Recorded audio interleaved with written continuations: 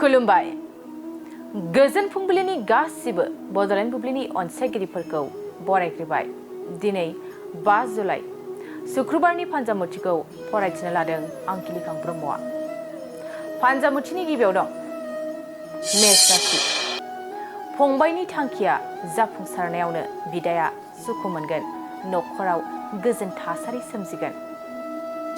वृष राशि।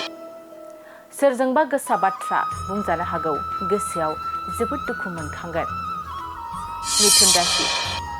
गाज्रि साननायफ्रा गैया जालांगोन, गोसोआव थुलुंगानाय फैगोन। कर्कट राशि। सोरबा आंगोजों सोमोन्दोआ नागारलायनो हागौ, दुखु दाहाजोंनो साना बारलांगोन।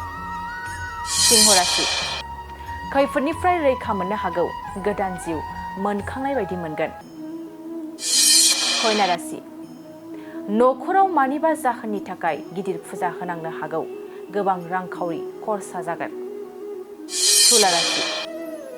मानिबा जाहोननि थाखाय सोरजोंबा निन्दा होजानो हागौ, साना जेथो गोनां जागोन।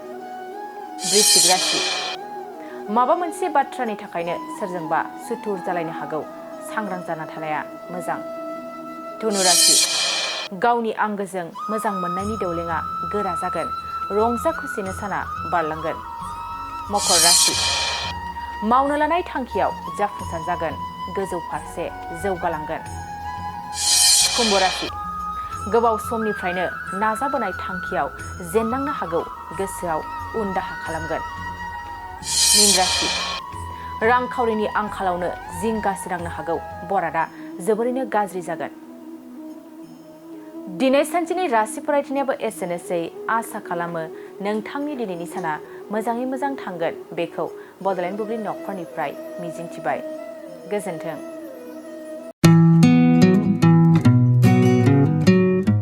मोनसे फोसावथाय नोंथांमोननि थाखाय मोनसे गोजोनथाव खौरां लानानै फैदों। चिरां जिल्लानि सिङाव थानाय काजलगावनि सिफुं हटेलखौ गुवाहाटी नोगोरनि साखाथियाव थानाय सानसारियाव गोदानै मोनसे सिफुं हटेल ब्रान्च खुलिनाया नोंथांमोननि थाखाय गोजोनथाव खौरां लानानै फैदों। नोंथाङाबो जुदि गुवाहाटीयाव थायोब्ला एबा गुवाहाटी नोगोराव दावबायहैनाय समाव बर'नि दोरोङारि ओंख्रिखौ जानो लुबैयोब्ला गुवाहाटी नोगोरनि साखाथियाव थानाय सानसारियाव गोदानै बेखेवनाय सिफुं हटेलाव थांनानै जाहैनो हागोन। बे सिफुं हटेलाव नोंथाङा बाङाय बेसेनावनो बर'नि गोबां गुबुन गुबुन दोरोङारि जाग्रा ओंख्रिफोरखौ मोननो हागोन। अनला दाउ, सबाय दाउ, अमाजों नारजि, मैथा अमा, ना बाथोन, थारुन अमा आरो गोबां बायदि बायदि बर'नि ओंख्रिखौ बे बर'नि सिफुं हटेलाव मोननाय जायो।